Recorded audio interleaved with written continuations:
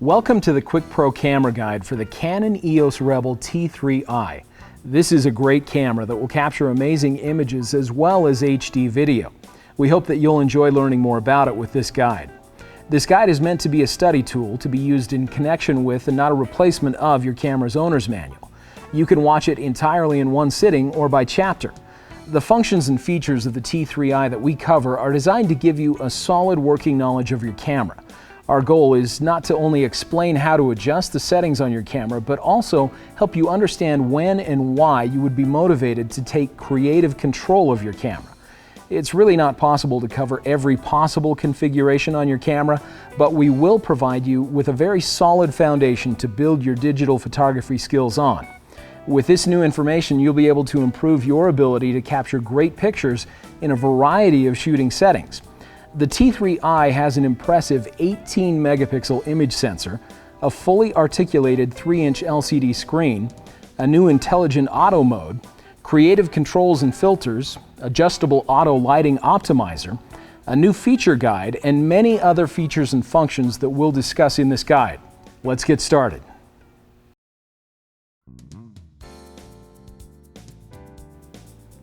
Your T3i has many sophisticated buttons and dials, and to take the best pictures with your camera, you'll want to be familiar with the functions of each of them. Let's begin by taking a closer look at many of the camera's features. First, there is the shutter release button. To take the picture, simply press and hold the shutter button halfway down for a moment, allow the camera to focus, and press it the rest of the way down to take the picture. This is the main dial. Rotating this allows you to change a variety of camera settings. As we learn more about the camera's other features and functions, we'll see many uses for the main dial. Next, we'll find the display and ISO buttons. The display button allows you to turn the camera's LCD monitor on or off, and the ISO button is used in conjunction with either the main dial or the cross keys to set the camera's ISO speed. We'll learn more about setting the ISO later. This is the power switch and the mode dial. By rotating the mode dial, you can tell the camera what exposure settings to use. This section of the mode dial has the basic zone modes. In these modes, the camera will do all the work for you. All you have to do is point and shoot. These modes include the Scene Intelligent Auto, Flash Off, and Creative Auto modes, as well as the Image Zone modes. Image Zone modes include Portrait, Landscape, Close-Up, Sports, and Night Portrait. This section of the mode dial has the creative zones. When you use the creative zone modes, you'll choose many of the camera's settings. These zones are more advanced, but with a little practice, you can produce amazing results. The creative zone modes include programmed auto exposure, shutter priority, aperture priority, manual, and automatic depth of field. The final mode on the mode dial is the movie mode. When this mode is selected, you can shoot amazing quality HD video. On this side of the camera, we'll find the SD memory card slot cover. When you're inserting a memory card, you want to make sure that the manufacturer's logo is facing the back of the camera. Simply insert the card like this until it clicks into place and close the card slot cover.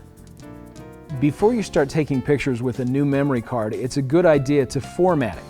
Also, keep in mind that your camera will operate faster if you periodically reformat your memory card rather than simply delete images from it to free up space for more picture taking. Make sure that you don't reformat your card unless you have already copied the images that you want to save to your computer. Reformatting your card will erase all the images. To format the SD memory card, press the menu button. Next, use the cross keys to scroll to the first setup menu where you'll see that the third option is Format.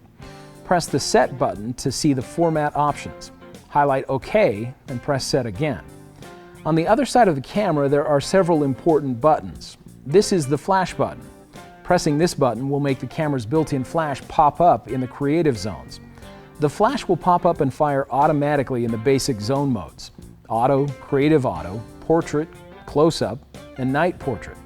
If you're using Flash Off, Landscape, or Sports mode, the flash will not fire. Just above the camera's built-in flash, you'll see the hot shoe. The hot shoe is where optional external flash units and other accessories can be attached to the camera. An optional flash unit can significantly improve the quality of light in your images. One of the biggest benefits of owning a digital SLR camera is the ability to use a variety of lenses. To mount or install a lens, make sure that the camera is switched to off, hold the camera with one hand and the lens with the other like this, and align the lens's index with the camera's index, and then turn the lens until it clicks into place. Take great care not to scratch the lens by allowing it to make contact with anything. When you need to clean your lens, it's a good idea to use a lens cloth. Other fabrics can dull or scratch your lens. When you want to dismount a lens, press the lens release button while holding the camera with the same hand, and then with the other hand, rotate the lens until it uncouples. Avoid changing lenses in windy or dusty conditions. This will help the image sensor stay clean and free of dust. Let's talk a little about choosing the right lens for your photography. Canon lenses are available in a wide range of focal lengths, each with its own benefits and uses. The focal length on a lens is the first series of numbers on a lens's barrel and is measured in millimeters. This lens, for instance, is an 18 to 55 millimeter lens, or the focal length is a range from 18 millimeters to 55 millimeters. Lenses that have a range of focal lengths like this 18 to 55 millimeter lens are zoom lenses. Zoom lenses have the ability to get closer or farther away from the subject without ever actually moving the camera. Lenses that have only one focal length are prime lenses. Prime lenses do not have zooming capability, but many professional photographers prefer them, particularly for portraits, because of the great clarity they offer. With this understanding of focal lengths and millimeters, we can discuss some of the different ranges of focal lengths as well as the lens categories that different focal lengths fall into. Lenses that are less than 50 millimeters are considered to be wide-angle lenses. So the 18 to 55 that we just talked about could fall into the wide-angle range because it goes down to 18 millimeters. Wide-angle lenses are great for landscape shots as well as situations where space is limited and you want to include as much of a scene as possible. Mid-range lenses have between 50 and 85 millimeters. This range of focal lengths is great for family snapshots, portraits, and vacations. The 18 to 55 lens that came with this T3i also falls into the mid-range category. These lenses are often referred to as walk-around lenses because they're so versatile and can be used for a variety of subjects and shooting scenarios. Telephoto lenses are lenses with over 85 millimeters and are great for getting closer to your subject. Sports and wildlife photographers use telephoto lenses extensively to zoom in on the subject. Telephoto lenses are also great for getting amazing close-up shots of flowers or other small objects. In addition to apertures and focal lengths, there is one more important feature that you should consider when you're shopping for a Canon lens: image stabilization.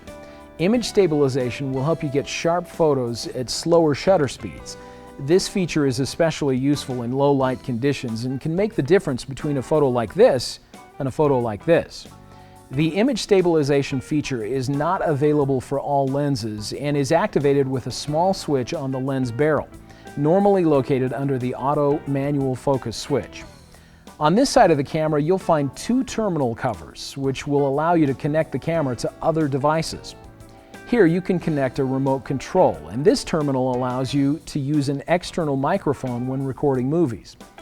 Using this terminal, you can connect the camera to a standard definition television or directly to a compatible printer. And with this terminal, you can connect the camera to an HD television.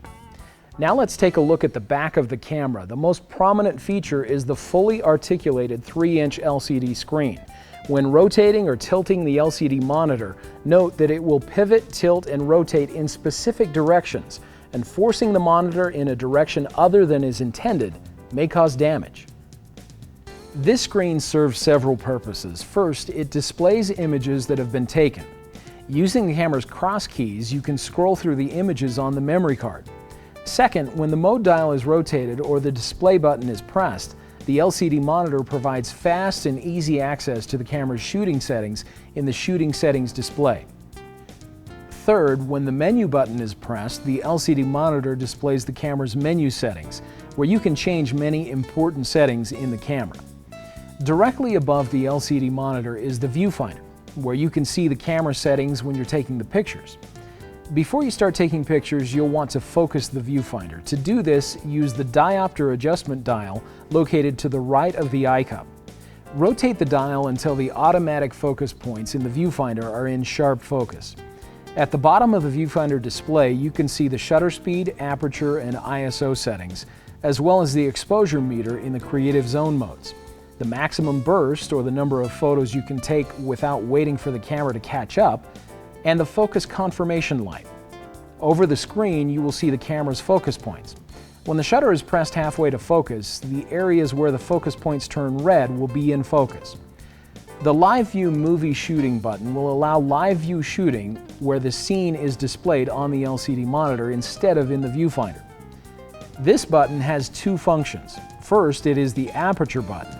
In the manual shooting mode, pressing and holding this button while rotating the main dial will change the aperture setting.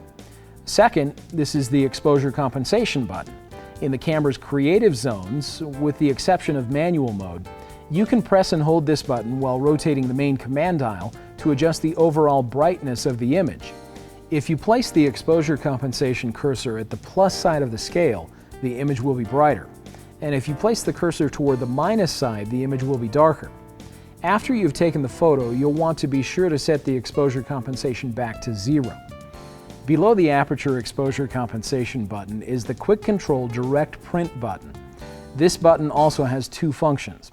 When the camera is connected to a compatible printer, pressing the Direct Print button will allow you to print photos directly from the memory card. More frequently, however, you'll use this button's Quick Control function to gain access to the camera's shooting settings display when you're using one of the camera's creative zone modes. After you've pressed the Quick Control button, you can use the cross keys to navigate to different camera settings. To change a setting, press the Set button to view the options.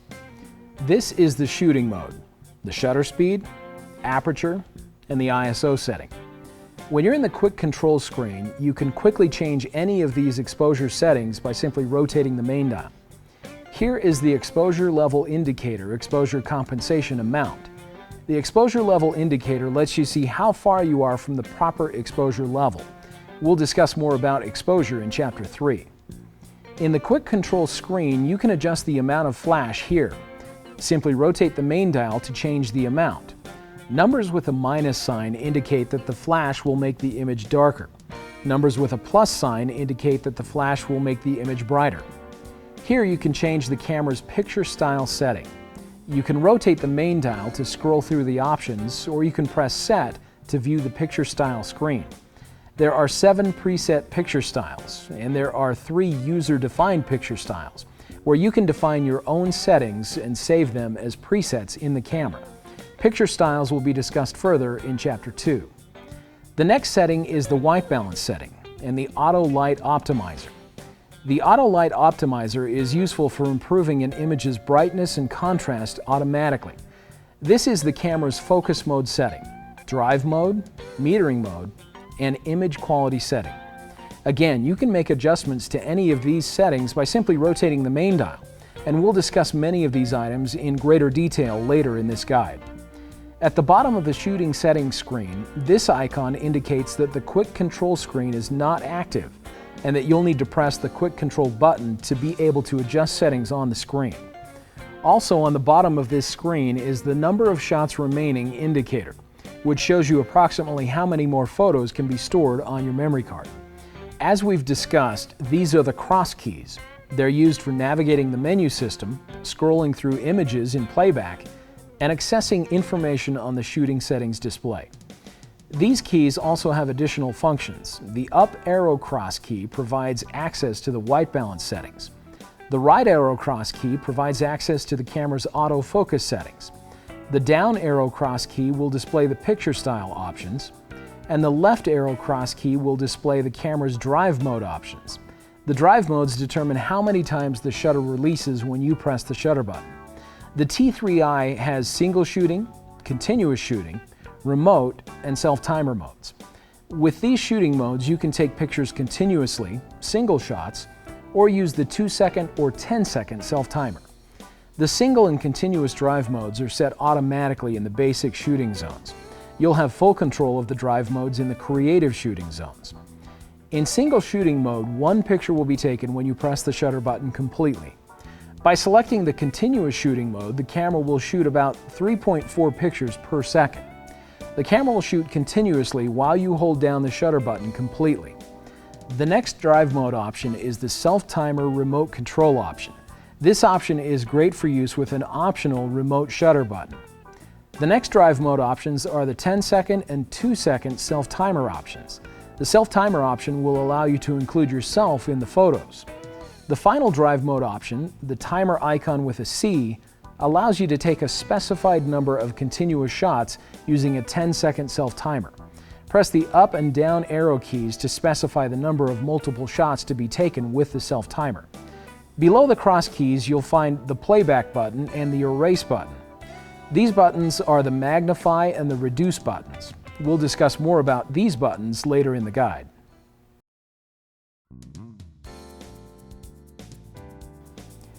Your Canon T3i can record image files in two different file types, RAW and JPEG. Both file types have benefits and drawbacks to consider. Let's talk a little about these two image file types. There are several important things to know about RAW files. First, they are not actually image files. They are actually the raw data saved to the memory card directly from the image sensor. Next, RAW files are uncompressed, meaning that the file sizes are considerably larger than those of compressed files. RAW files have a much broader range of tones. Shadow and highlight areas have more detail than JPEG files. Also, you can make extensive edits to a RAW file without losing data or image quality. And finally, RAW files appear flatter with less color and contrast and must be processed on the computer before they're printed. JPEG files, however, are very different from RAW files. JPEG files are a standard image file format that can be read by any image software. They are compressed, which means that not all of the image data is actually saved. Because they are compressed, JPEGs are much smaller in file size. JPEGs have a more narrow range of shadows and highlights and will lose some image data each time they are edited. Finally, JPEG files are processed by your camera and are able to be printed directly from the memory card. Because JPEG images require less time when editing on the computer, I use a high-quality JPEG setting for everyday picture taking and snapshots. If I know ahead of time that I'm going to be extensively editing my images, I will choose a RAW plus JPEG format. Let's take a look now at how to choose the image quality and size settings on the T3i. First, we'll press the menu button. The first menu item in the first shooting menu is Quality. We'll press Set to choose the option we'd like.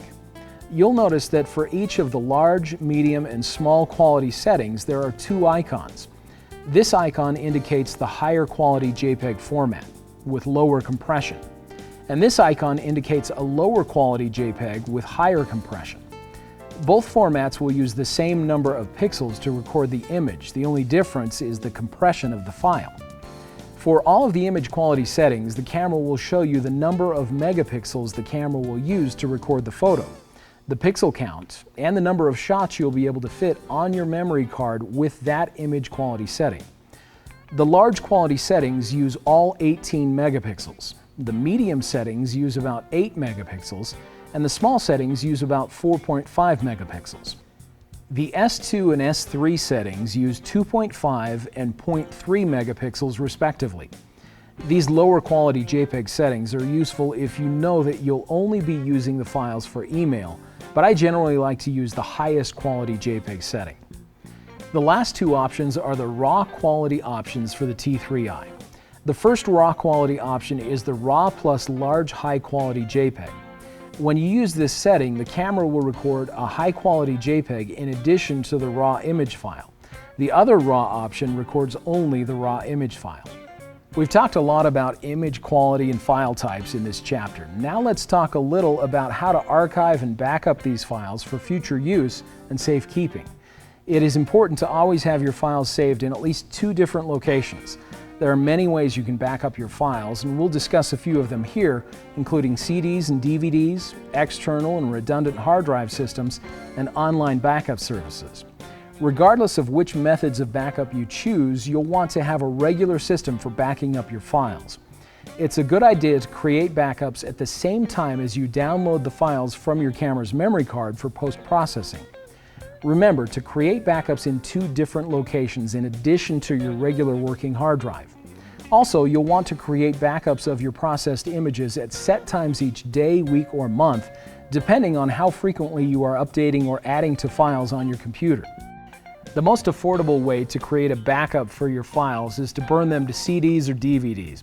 It's always a good idea to make multiple copies of each CD or DVD, as well as have at least one additional backup method. There are a few things to know about using CDs or DVDs to archive your images. Although the topic is debatable, our research found that many low-quality writable CDs or DVDs have an average lifespan of about 15 years when properly stored and cared for. If you choose to use these discs, you'll want to make sure that you not only have multiple backups of each disc, but you'll also want to periodically check the discs for signs of deterioration or discoloration. There are several companies that use gold and silver in the manufacture of their discs to ensure the archival quality. These discs are more costly than their lower quality counterparts, but they will normally have a lifespan of anywhere from 100 to 300 years. Be sure to look for the manufacturer's guarantee when shopping for silver or gold CDs or DVDs. Although these discs are more archival, you will also want to make sure that you have multiple copies of each disc. Regardless of which type of CD or DVD you use to back up your image files, you'll want to follow a few simple rules to help your discs last as long as possible. First, always check the disc to verify that the contents have been successfully recorded before placing it in storage. Always handle the discs with care, using only the outer edges or center hole. Also, use only non-solvent permanent marker on the disc and only write on the inner hub area. Finally, you'll also want to make sure that the discs are stored upright in jewel cases or paper sleeves in a cool, dry place. In addition to having a CD or DVD backup of your files, it's also a good idea to have the files saved using another method. External hard drives have become increasingly affordable and are available in a variety of capacities. When you use an external hard drive for backup purposes, you'll want to use a different hard drive for everyday working use to preserve the integrity of the backup drive. Another option for backing up your image files is a redundant hard drive or RAID system. These systems vary in size, speed, and cost, but can be an effective backup method. Let's discuss how these systems work. Inside this box, there are 4 hard drives. Some systems have 2 hard drives, others have 4 or more. Each of the hard drives can hold the exact same data. This way, when one of the drives fails, the other drive will still have all the data, and the bad drive can easily be replaced and repopulated with the data from the good drive. The system is connected to a computer using a standard USB cable or through a network. Some of these systems are very user-friendly and easy to install. Others may require the assistance of your local computer service technician. Again, it's a good idea to have your files saved using at least one additional method. One other way to keep a backup of your files is through an online backup service. These services vary not only in cost, but in the way the backups are managed. Most of these services will require that you install a piece of software on your computer. At a set time each day, week, or month, the software will back up your files via the internet to a remote server. One of the advantages of using an online backup service is that in case of a fire or other natural disaster, your files will be safe at an off-site location. Many photographers keep external hard drives, CDs, or DVDs in addition to using an online backup service.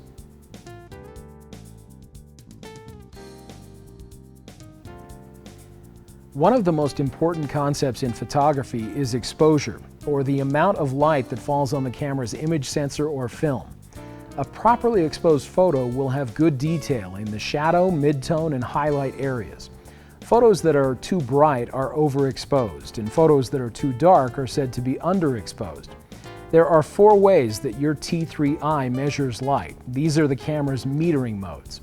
The camera's metering modes can be changed in the creative zones only.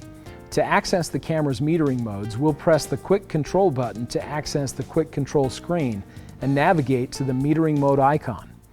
The first metering mode is called evaluative metering. This is an all-around metering mode suited for portraits and even backlit subjects.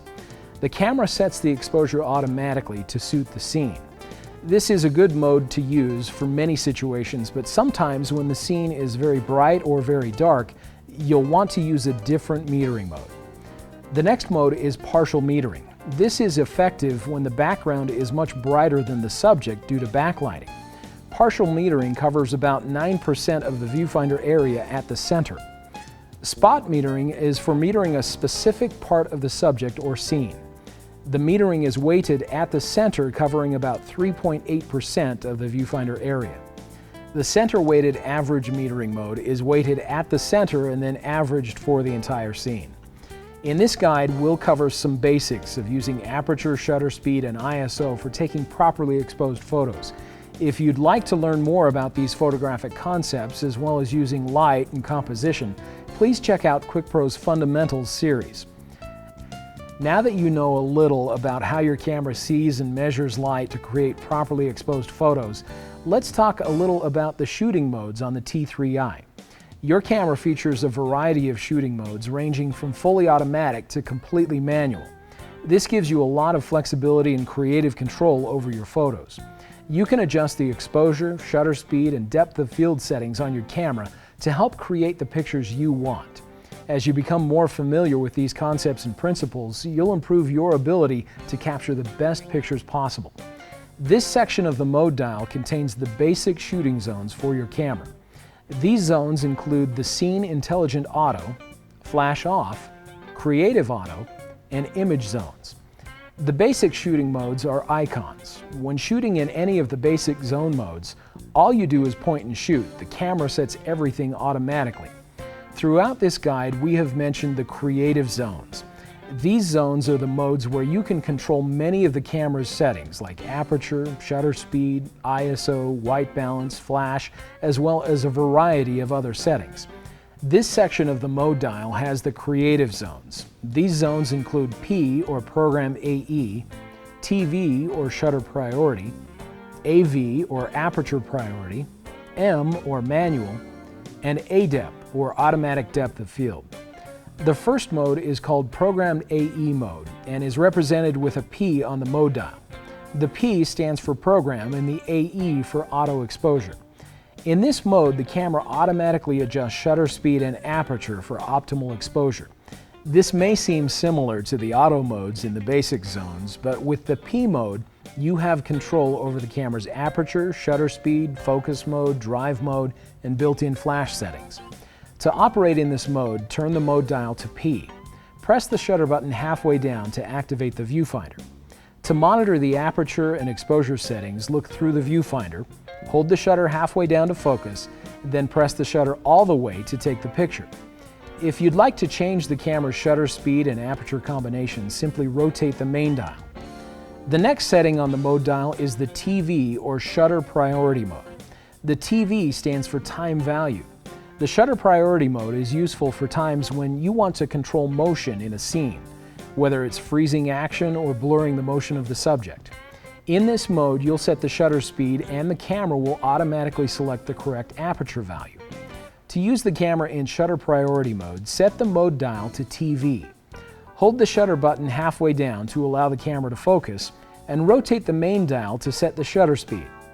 You can view the shutter speed and aperture values through the camera's viewfinder or on the back LCD panel.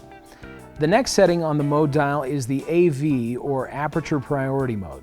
The AV stands for Aperture Value. The Aperture Priority mode is useful for times when you want to control the depth of field in an image. Depth of field is the term used to describe the amount of a photo that is in focus. When only a small area of an image is in focus, it is said to have a shallow depth of field. This effect is achieved by using a smaller f-stop number. When everything in both the foreground and background is in focus, an image is said to have a long depth of field. For a long depth of field, choose a large f-stop number. When you're shooting in Aperture Priority mode, you'll set the aperture and the camera will automatically select the correct shutter speed for proper exposure. Select this mode when you want to create a long or short depth of field. To use this mode, set the mode dial to AV and press the shutter button halfway down to focus. Rotate the main dial to select an aperture value as you watch the display through the viewfinder. Once you have made your selection, press the shutter button to take the picture. The next advanced shooting mode is manual or M mode. This mode gives you complete control of the camera. In manual mode, you will set both the shutter speed and aperture to create the exposure. To operate the camera in manual mode, rotate the mode dial to M. To set the shutter speed, rotate the main dial. To set the aperture, press and hold the aperture button while rotating the main dial. Press the shutter button halfway so that as you're making adjustments to the aperture and shutter speed, you can watch the exposure scale either on the LCD monitor or through the viewfinder. When the exposure level indicator is near the center of the scale, the image will be properly exposed. Make the necessary adjustments to the aperture and shutter speed so that the exposure level indicator is near the center of the scale. Then press the shutter button halfway down to focus and the rest of the way down to take the picture. The A-depth setting is short for the Automatic Depth of Field Auto Exposure setting. When you're using this setting, the objects in the foreground and the background will be focused automatically. All the AF points will function to detect the subject, and the camera will determine aperture required to attain the necessary depth of field. When shooting in A-depth mode, all the subjects covered by the AF points flashing in red will be in focus. To use the camera's A-depth mode, all you need to do is rotate the mode dial to A-depth, press the shutter halfway to focus, and then take the picture. In addition to aperture and shutter speeds, the camera's ISO setting will have a significant impact on whether your images are properly exposed. The ISO setting affects the image sensor's sensitivity to light. The higher the number, the less light that is required to properly expose the image sensor. You can either have the camera automatically choose the sensitivity or you can set it manually.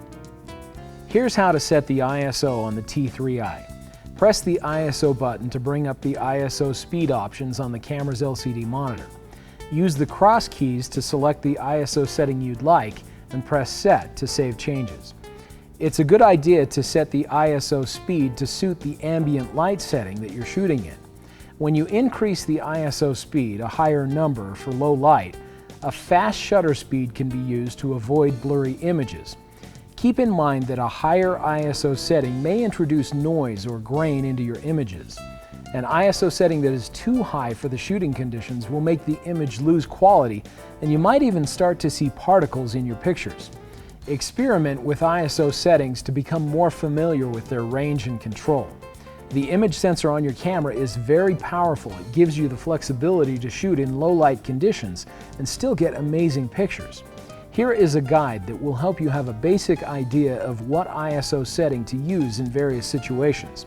When you're indoors in full sun, use ISO 100 to 200. In the shade, on an overcast day, or indoors with lots of window light, use ISO 400. ISOs 800 and higher should be used indoors for action shots or in other low light conditions.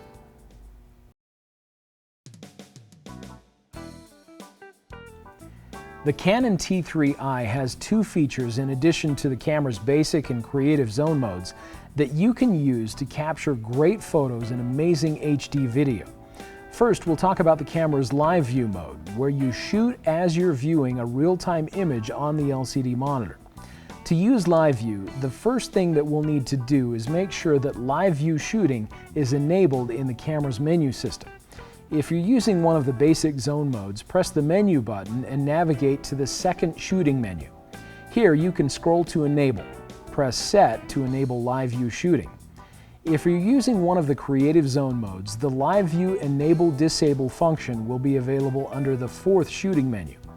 Please note that it is important to avoid directing the camera's lens toward the sun in live view and movie modes, as this can seriously damage the camera's internal components. Now, to enter live view shooting, simply press the live view shooting button. The scene will appear on the camera's LCD monitor. Now you can press the shutter button halfway to focus using the focus mode that is currently selected, and the rest of the way down to take the picture. In the default live view screen, several important shooting settings are displayed on the bottom of the screen. First, depending on the shooting mode you're in, the aperture and shutter speed are displayed. Next, there is the exposure meter, the number of shots remaining on the card, the ISO setting, and the battery indicator. You can view a variety of additional information by pressing the Info button. Each time the button is pressed, a different set of information will be displayed. Let's look at a few of the settings on the first information display screen. At the top left corner, the current shooting mode is displayed. You can also see the drive mode, white balance setting, auto lighting optimizer setting, the image quality, focus mode, and picture style. By pressing the info button a second time, we can view a live histogram of the scene. The histogram gives a basic idea of the tone distribution of an image. If the histogram is shifted to the left side of the graph, the image will probably be dark or underexposed. If the histogram is shifted to the right side of the graph, the image will be too bright or overexposed. In most cases, a properly exposed photo will have data distributed over the whole graph. Similar to the camera's basic and creative shooting zones, you can use the quick control display to instantly gain access to many of the settings to make changes. To do this, simply press the quick control button. Use the cross keys to choose the setting you'd like to adjust, and the set button to view the options for that setting. Let's first look at the autofocus mode settings. In live view shooting, there are 3 autofocus mode options: live mode with face detection, and quick mode. In live mode, the camera uses the image sensor to focus, which causes the camera to take a little longer to achieve focus than in the quick mode. In this mode, you can use the cross keys to move the focus point to the desired area of the frame. Whatever subject is within the focus point will be in focus. Press the shutter halfway down while the camera focuses and the rest of the way down to take the picture. The second autofocus mode is live view with face detection. This mode functions in the same way that the live mode functions, except that human faces are detected and focused. If there are multiple faces in the frame, you can use the cross keys to choose the face that you'd like to be in focus. The final live view autofocus mode is quick mode. In this mode, a dedicated autofocus sensor is used to achieve focus, making autofocus faster than in other modes. Like with the other autofocus modes, use the cross keys to place the focus point in the desired area of the frame. In addition to the live view focus mode, there are several other settings that you can adjust from the quick control screen. These settings include the drive mode, white balance setting, picture style, auto lighting optimizer, image quality, and flash. In addition to live view, your T3i is also capable of shooting high-quality HD video. To use the camera's movie mode, rotate the mode dial to the movie icon. When shooting movies, use an SD Speed Class 6 memory card or higher. If a slower memory card is used, the movie may not be properly recorded. While shooting movies or in live view, be sure that you do not point the lens directly into the sun, as it may damage the camera's components. Before shooting, focus using manual or autofocus. Press the live view button to start recording. To stop recording, press the same button again. Your movie files will be saved as MOV files. During movie shooting, you can take still photos by pressing the shutter button. The movie will have a still segment for about 1 second. The card will record the movie and still photos as separate files. To view a movie that you record, press the Playback button and scroll to the movie that you'd like to play. Press the Set button to enter the movie playback options, and then use the cross keys and Set button to select play. If you'd like to have control over the camera's exposure during movie recording, you can enable the manual exposure setting in the menu. With the mode dial set to movie, press the menu button. Under the first movie shooting menu, highlight movie exposure, press Set, and then change the setting to manual. Now press Set again to save the changes. When you're recording movies with manual exposure, you can select the camera's aperture and shutter speed the same way that you would in the camera's Creative Zone manual mode. Use the main dial to choose the shutter speed, and the aperture button combined with the main dial to select the aperture. To choose the ISO, press the ISO button and rotate the main dial to choose the desired ISO setting. To record sound in movie mode, the T3i has a built-in microphone, which will record sound automatically by default. If you'd like to turn off the sound recording, you can do this through the camera's menu system. In the second movie shooting menu, select Recording. Select Sound Recording menu item and select Disable. If you'd like the recorded sound to be in stereo, you can attach an external microphone available from a third-party provider via the camera's microphone input terminal. Just like in live view, the movie recording information display allows you to view many of the camera's settings while recording movies. Each time the info button is pressed, different shooting information will be shown on the LCD monitor. Also, like in live view, the quick control screen provides instant access to many of the important shooting settings. Most of the settings are the same as in live view mode, but there is one that we'll want to take a closer look at: movie recording size. To see the options for movie recording size, press the quick control button. Use the cross keys to navigate to the movie recording size option, and press Set to view the options. The T3i has 3 different sizes for movie recording. The intended purpose of the recorded movie will help you decide which size to use. You can select the movie recording size by rotating the main dial. The first size is 1920 by 1080.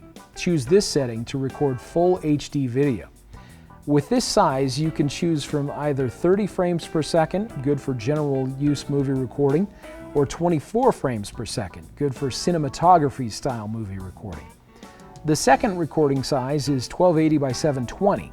This is a good size to use for times when you want to have good quality video, but it doesn't need to be full HD. Family home videos or similar scenarios would be a good example of when you might choose this setting. The last size is 640 by 480. This is a good size to choose if you're only going to be using the finished video file for email or posting online.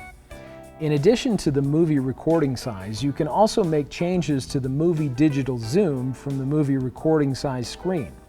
To use the movie digital zoom, you must be recording movies in the 1920 by 1080 size. With digital zoom selected, use the cross keys to choose the 3 to 10 icon. Then press Set to save the changes. Now press and hold the display button while pressing the zoom in or zoom out buttons to adjust the zoom to your liking. Focus the image and begin recording.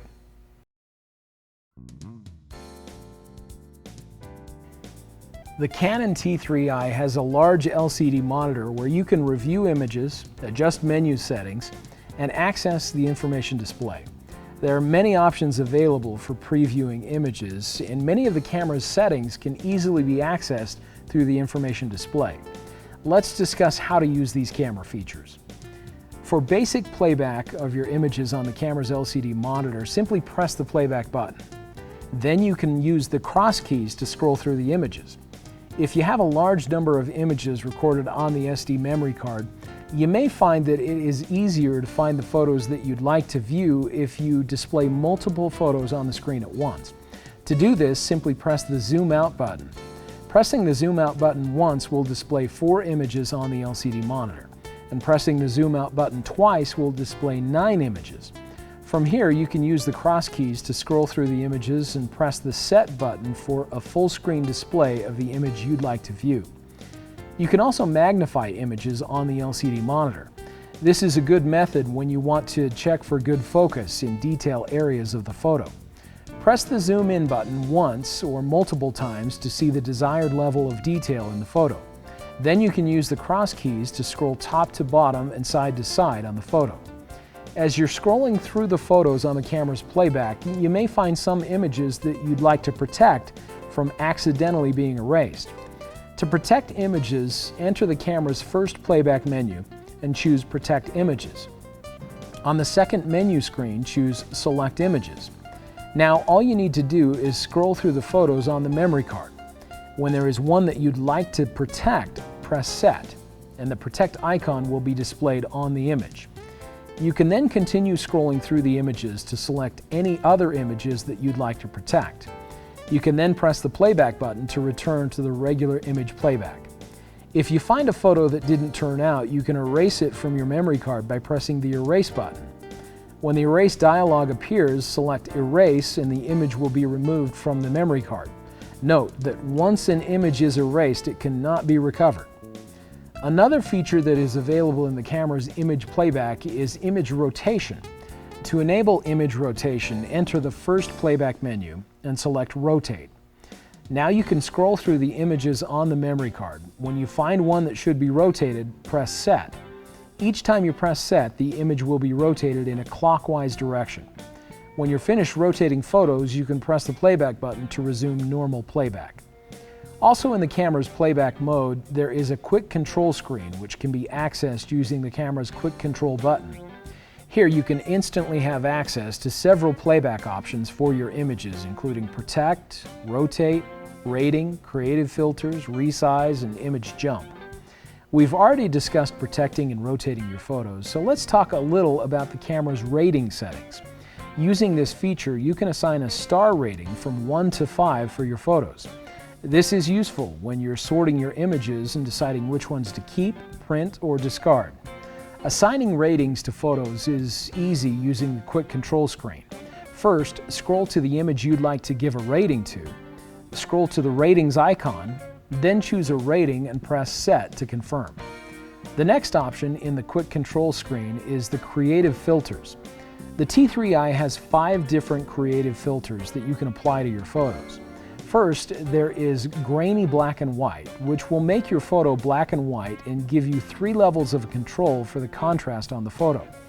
After you have made your selections, you can press set and select OK when the camera asks if you want to save the edited photo as a new file. The next creative filter is soft focus. This filter will give the image a soft look, and it also has 3 different levels of effect for you to choose from. After you've adjusted the image to your liking, you can save it as a different file on the memory card. The third creative filter is the fisheye filter. Applying this filter to an image will duplicate the effect of a fisheye lens. You can adjust the level of distortion you'd like the image to have and save it as a separate file. Next is the toy camera filter. This filter mimics the effect of toy cameras. It will give the image an aged color tone to your choice, and it will darken the edges of the image. The last filter is the miniature effect. This filter allows you to give your photo a diorama effect, making only part of the image appear to be sharp and in focus. You can adjust the in-focus areas with the cross keys. Another feature in the Playback Quick Control screen is the resize option. You can use this feature to reduce the image size and file size of an image. To reduce an image, scroll to the resize option in the Quick Control screen. There you will have several options for resizing the image, ranging from 8 megapixels to 0.3 megapixels. Select the size you'd like and press set to have the camera save the resized image as a separate file. The final option in the Playback Quick Control screen is the Image Jump feature. With this feature, you can scroll through images on the card in several different ways, which can make it faster to locate the image you want. The first and default option is Jump 1 image. The other options include Jump 10 images, Jump 100 images, Display by date, Display by folder, Display movies only, Display stills only, and Display by rating.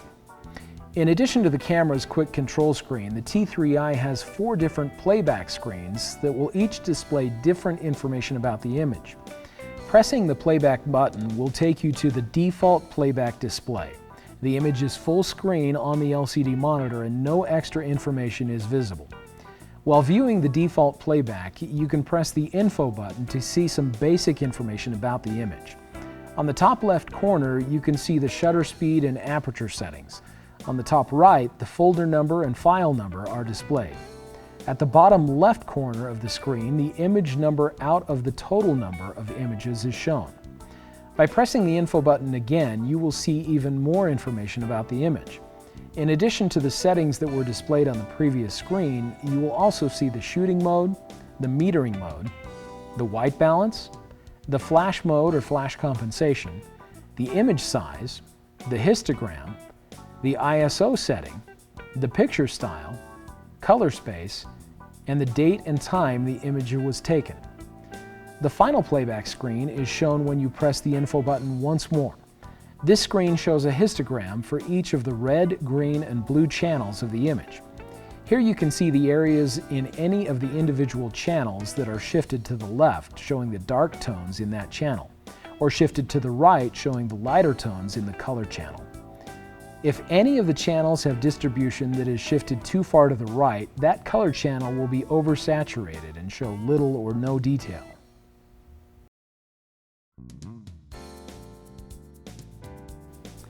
One of the most important principles for taking a great picture is image sharpness.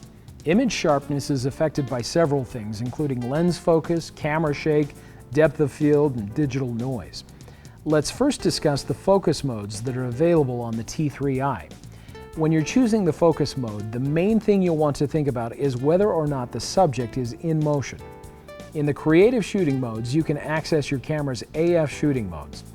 Press the AF button to choose your autofocus options. Then use the cross keys to choose one shot, AI focus, or AI servo. Press set to confirm your selection. The first focus mode is one shot and is best suited for stationary subjects. Choose this mode when you're photographing objects or when you're doing portrait work with an older child or adult. When focus is achieved, the AF point which achieved focus will flash in red, and the focus confirmation light in the viewfinder will also light. The AI Servo AF mode is best for shooting moving subjects and is for use when the focusing distance keeps changing. Use this mode when you're photographing sporting events, small children, or animals. While you hold down the shutter button halfway, the subject will be continuously focused. When the AF point selection is automatic, the camera first uses the center AF point to focus. During autofocusing, if the subject moves away from the center AF point, focus tracking continues as long as the subject is covered by another AF point. In the AI focus mode, the focus mode automatically switches from one-shot AF to AI servo if the still subject starts moving. After the subject is focused in one-shot AF mode, if the subject starts moving, the camera will detect the movement and will change the AF mode automatically to AI servo. In addition to the camera's autofocus modes, you also want to be familiar with the 9 AF points. By selecting a suitable AF point, you can shoot with autofocus while framing the subject as desired. In basic shooting zones, the AF point selection will take effect automatically. When shooting in the creative zones, you can choose the AF point manually. To select the AF point, make sure the lens is in the AF position, and make sure that the camera is set to one of the creative zone modes. Press the AF point selection button and use the cross keys while viewing the LCD monitor or looking through the viewfinder. You can also rotate the main dial to choose the focus point you want to use. Pressing set toggles the AF point selection between the center AF point and automatic AF point selection. The last of the focusing modes is the manual focus or MF mode. This gives you the control to manually focus on any subject through the viewfinder by using the focusing ring. Another cause of poor focus is camera shake. This happens when the camera moves while the shutter is open, exposing the image sensor. Always try to steady the camera. Holding it with two hands and pressing the viewfinder gently against your face will help. You can also lean against something or use a tripod, a monopod, or even a beanbag to steady the camera. You can also reduce the effect of camera shake by selecting a fast shutter speed. This reduces the amount of time the image sensor is exposed to shaky conditions.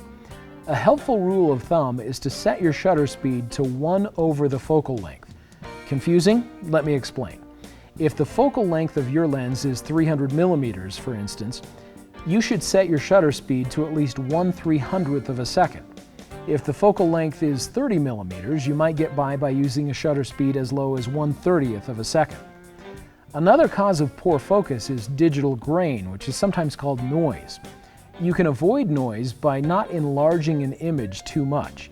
If you know that you must enlarge an image, select as large a file format as possible.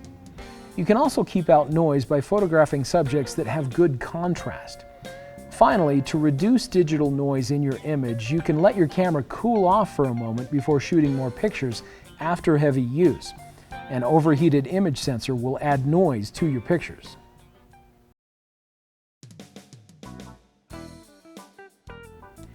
Let's take a look at the T3i's sophisticated menu system. Depending on what shooting mode you're using, different menus and menu items will appear. For our purposes in this guide, we will be showing the menu options that are available in the camera's creative zone modes. Many of these settings are discussed in greater detail in other chapters of this guide. We'll just look at an overview of the menu items in this chapter. The first 4 menu tabs are the shooting menus, indicated by their red color and the small camera icon. The shooting menus are where you'll find all of the settings that are related to the camera's operation when taking still photographs. Let's look at each of the shooting menu items. First, there is the image quality, where you can choose from a variety of image qualities and sizes. The next option allows you to enable or disable the beep sound that is heard when the camera focuses. The release shutter button without card option determines whether or not the camera will allow you to take a picture if there is not an SD memory card inserted. In the image review option, you can choose how long you'd like the image to be displayed on the LCD monitor immediately after it's taken. You can choose off, the image will not be displayed at all, 2, 4, or 8 seconds, or you can choose hold. With the hold option, the image will be displayed until the camera automatically goes into sleep mode. When enabled, the peripheral illumination correction setting will reduce the effects of dark corners that sometimes occur in photos depending on different lens characteristics. The red eye reduction option enables or disables the red eye reduction when the camera's flash is used. The flash control function settings contain all of the settings for the camera's built-in flash unit, as well as settings for an optional external flash. Here are the settings in the second shooting menu. First, there is the exposure compensation setting. Here you can choose whether you'd like the camera to make exposure compensation adjustments in 1/3 increments or in 1/2 increments. Next is the auto lighting optimizer setting, followed by the metering mode setting. The next option is the custom white balance option. Using this menu option, you can create a custom white balance setting for optimal color in your images. The next option is the white balance shift bracketing setting. Here you can make adjustments to the white balance correction and white balance bracketing. This is the color space setting with 2 options, sRGB and Adobe RGB. Some photographers prefer the sRGB mode as it requires less processing later. Other photographers prefer the Adobe RGB mode, as this mode has a wider range of colors, making it a preferred option for images that will be extensively processed on the computer. The final menu item in the second shooting menu is the picture style setting. Here you can choose from 7 preset picture style settings and 3 user-defined picture style settings. The third shooting menu has 2 menu items. First, there is the dust delete data setting. Using this setting combined with the software that was included with your camera will automatically remove any dust spots on the image sensor from your images. With the ISO Auto menu option, you can choose the maximum ISO you'd like the camera to select when the ISO is set to auto. The fourth and final shooting menu begins with the Live View Shooting option. Here you can choose to have Live View Shooting enabled or disabled. The next menu option is the Live View Focus mode, followed by the Grid Display option. With the Grid Display, you can have a grid shown on the camera's LCD monitor while in live view. This can be useful for creating interesting compositions or for making sure that the horizon line is straight. The next menu option is the aspect ratio. You can choose from 3:2, 4:3, 16:9, and 1:1. If you're planning on printing 4x6 photos, you'll want to leave this setting on its default 3:2. The last menu item for the shooting menus is the metering timer, which allows you to choose how long the exposure setting is displayed. Now let's take a look at the camera's playback menus, indicated by their blue color and the small play button icon. In the first playback menu, the first 3 options are for protecting photos, rotating photos, and erasing photos. Next, there is an option for choosing the print order of images if you're connecting the camera to a compatible printer. The next menu option is for the creative filters, where you can choose to have 1 of 5 filter effects applied to a photo. And finally, there is the resize option, where you can reduce the size of an image and save it as a copy on the camera's memory card. In the second playback menu, the histogram option allows you to choose whether you'd like to see the brightness histogram or the RGB histogram when you're in the playback mode. The next menu item is the image jump, where you can choose 1 of 8 options for viewing your photos on the LCD monitor. With the slideshow setting, you can choose to have the images on your memory card played as a slideshow on the LCD monitor. You have 6 different options to choose from when creating your slideshow. The camera's rating option will allow you to assign a star rating to your photos. The last two menu items in the playback menu are for movie playback. First, you can choose to have the bass boost enabled or disabled. The control over HDMI setting will allow you to use a compatible TV's remote control for playback operations when the camera is connected to the TV using an HDMI cable. The three setup menus have important settings for the basic operation and function of the camera. The first menu option in the first setup menu is the auto power off option, where you can choose how long you want the camera to be idle before automatically powering off. You can choose from 7 different options. The auto rotate setting will automatically rotate vertical images on the camera's LCD monitor and on the computer screen. The format option is where you can format the camera's SD memory card before use. The file number option allows you to choose how you want the file numbering to be set for your images. You can choose to have the file numbers be continuous, meaning that regardless of whether you're shooting a new memory card or not, the file numbers will continue in sequential order. Or you can also have the file numbering be auto reset or manual reset. With auto reset, the camera will automatically start over with the file numbering when you format or insert a new memory card. With manual reset, you can manually choose when to have the camera restart the file numbering. The select folder option allows you to create and select the folder where the images will be stored on the memory card. The screen color option allows you to choose from 4 different color scheme options for the LCD monitor. The second shooting menu begins with the LCD brightness option. Here you can choose one of 7 different brightness levels for the LCD monitor. The next menu item is the LCD on-off button. Here you can choose to have the shutter button and/or the display button turn off the LCD monitor.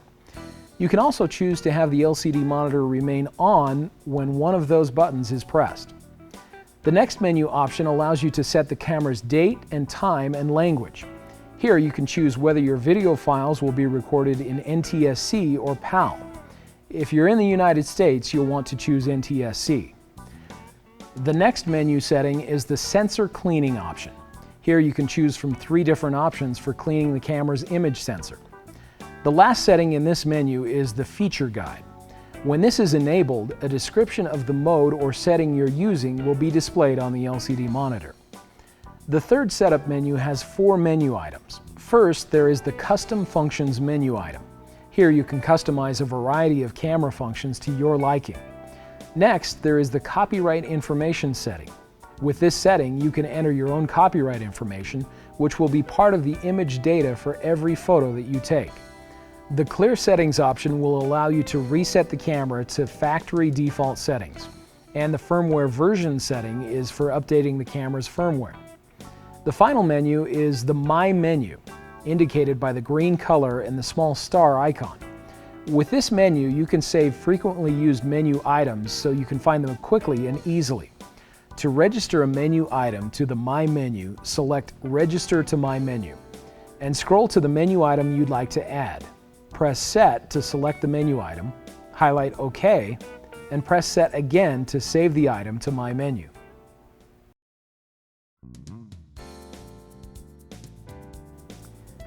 Let's discuss white balance. It's important to understand that the quality of your pictures is affected by the color of the surrounding light and how the camera's electronics process that light. Compensating for varying light conditions is referred to as setting the white balance. Most light looks white to an untrained eye, but it can be composed of a range of different colors. For example, the color of sunlight is different in daylight, in the shade, or in cloudy conditions. Daylight, for example, is fairly blue and fluorescent light is fairly green. If your camera is set to shoot in daylight but you're shooting in a setting with fluorescent light, your image will look overly red. Proper camera white balance takes into account the color temperature of a light source, which refers to the relative warmth or coolness of white light. Human eyes are very good at judging what is white under different light sources. However, digital cameras often have great difficulty determining auto white balance, or AWB.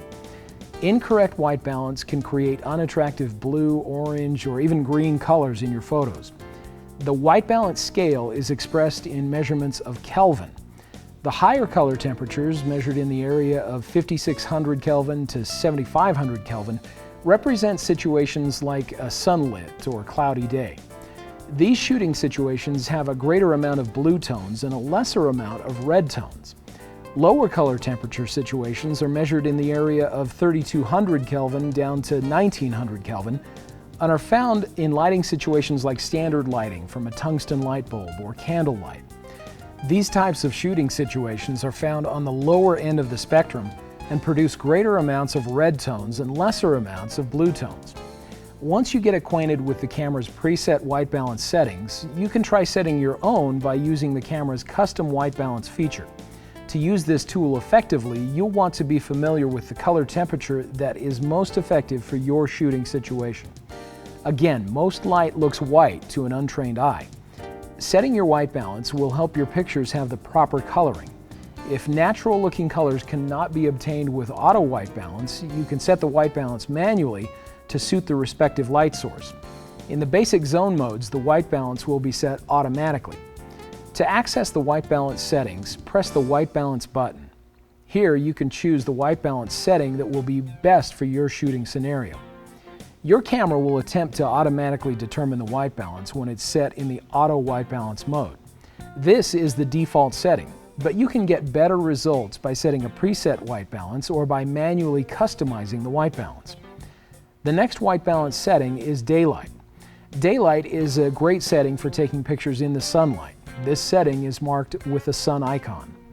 Use the shade setting when you're taking pictures in the shade. It reduces the bluish tones in a picture. This setting is marked by an icon of a house with shade.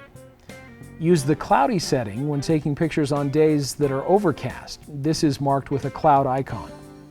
The tungsten light setting is used when taking pictures under common light bulbs. It reduces the reddish tones in a picture. This setting is marked with a light bulb icon. The fluorescent light setting is great for taking pictures under fluorescent lighting. The next setting is the flash setting. Use this setting when you're using the built-in or external flash. The next icon is the custom white balance option. This is used when you want to manually set the white balance for a specific light source for better accuracy. This is done by taking a picture of a white card or object and then selecting the image for the camera's electronics to reference. An 18% gray card, which can be purchased at your local camera store, will give you the most accurate results. You can also use a white card, an object like a shirt, or a piece of paper to achieve similar results. To set a custom white balance, the plain white object should fill the frame, including the spot metering circle. Focus manually and set a proper exposure for the white object, then take the picture. The next step will be to choose custom white balance from the white balance options. Now you'll need to import the white balance data. To do this, enter the camera's second shooting menu and select the custom white balance option. The set screen will appear. Use the cross keys to select the image of the white card or object, then press Set. Highlight OK and press Set again to confirm. In addition to white balance, there are two other features on your T3i that can improve the quality of your images: picture styles and highlight tone priority. Picture styles are an intuitive way for you to tell the camera what levels of sharpness, contrast, saturation, and color tone you'd like for your specific shooting scenario. The camera has 7 different preset picture styles. You can make adjustments to settings in each of them. First, there is the auto picture style. This is a good general use picture style. The camera will automatically adjust color tone to fit the scene you're photographing. Images taken with the auto picture style will appear sharp, vivid, and crisp. The portrait picture style is great for portraits, particularly close-ups.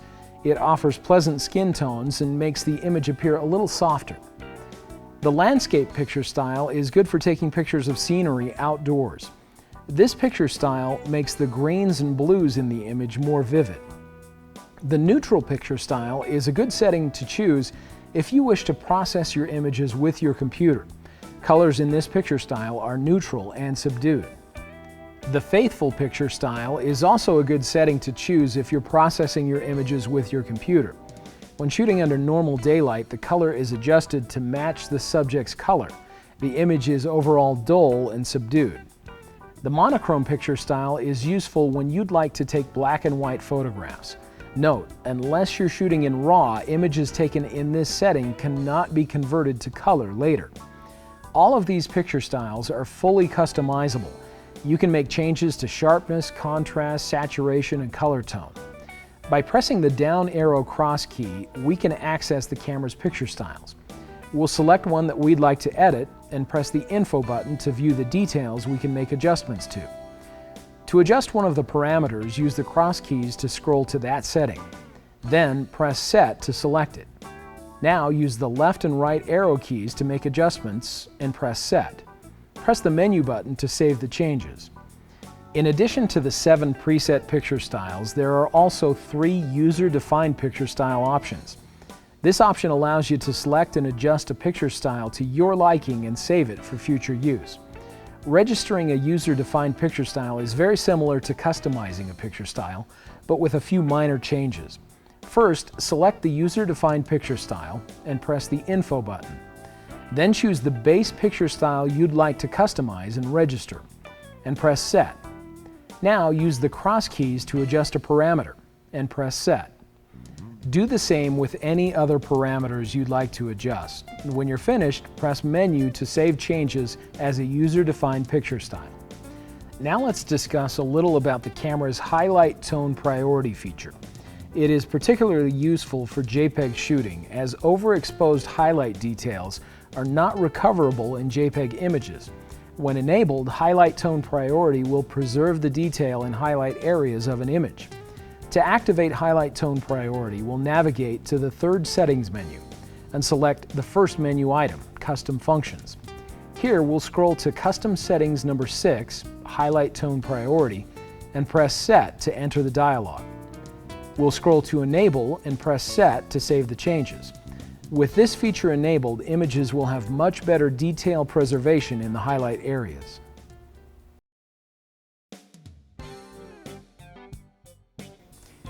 Your T3i has a powerful built-in flash that can provide you with extra light in certain shooting scenarios. The effective range of the built-in flash is between 3.5 and 80 feet, depending on the aperture, shutter speed, and ISO. As a general rule, you'll want to keep your subject within about 3.5 to 20 feet for best results. To use the built-in flash in the creative zone mode, simply press the flash button and the flash will pop up. In the basic zone modes, the built-in flash will pop up and fire automatically in low light or backlight conditions. In flash off mode, landscape mode, and sports mode, the flash will not fire. Using the built-in flash is simple. Set your exposure, press the shutter halfway down to focus and all the way down to take the picture. At the precise moment that the picture is taken, the flash will fire. If the image is too bright or too dark, you can use flash exposure compensation to make adjustments. To set the flash exposure compensation, press the Quick Control button. Use the cross keys to select the flash exposure compensation icon and press Set. Now you can rotate the main dial to the right or left to adjust the intensity of the flash. If you move the indicator toward the minus side of the scale, the flash will produce less light. If you move the indicator toward the plus side of the scale, the flash will produce more light. Now press the shutter button halfway to exit the screen. Now simply take the picture.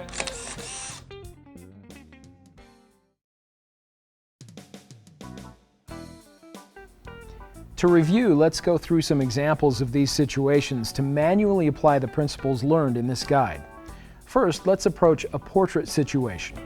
It is always smart to first preset the white balance to match the current lighting. Use the preset or custom white balance. To make the subject the focal point, position the subject in the frame in a way that will draw more attention to the subject. You can achieve this by using the rule of thirds. Make sure the focus point is correct. Another great way to give focus to the subject is by blurring the background. This effect is achieved by opening the aperture. Remember, the smaller the f number, the larger the aperture opening. After the aperture is set, adjust the shutter speed to achieve a proper exposure. By opening the aperture more, you create a shallow depth of field. This will allow your focus point to be in sharp focus while the background will have a soft focus. The next common situation is a landscape. You will usually want the whole landscape to be in sharp focus. To achieve this, the aperture will need to be set for a very narrow opening. Remember, the larger the f number, the longer the depth of field. A small opening creates a very long depth of field. This mode will give you a sharp focus in both the foreground and the background. Then adjust the shutter speed to achieve a proper exposure. In this setting, the shutter speed can get pretty slow, so be sure to steady your camera or use a tripod to avoid camera shake. When taking pictures at sporting events or shooting subjects with a lot of motion, it's a good idea to prepare your camera before the action begins. Here are some tips to help you prepare. First, preset your white balance. Next, set the focus mode to AI servo so that the camera will be constantly focusing on the moving subject. Now, set your camera to the continuous shooting mode so when the action happens, you only need to hold the button down. Now position yourself to have the best angle for the action. If you want your subject to be in sharp focus, turn your ISO up to around 400 to 1600. Next, adjust your shutter speed relatively high, then adjust your aperture for a proper exposure. Take a couple of practice shots to fine-tune. Now you're ready for action. If you want to show a little blur to add aesthetic effect, slightly slow the shutter speed. We hope you've enjoyed learning more about your Canon EOS Rebel T3i. We know this new information will give you enough confidence and know-how to take your photography skills to new levels. Remember, you can refer back to any section of this guide at any time. Just select the topics you want to review from the main menu or table of contents. Watch for more QuickPro guides on newly released cameras. Thanks for watching.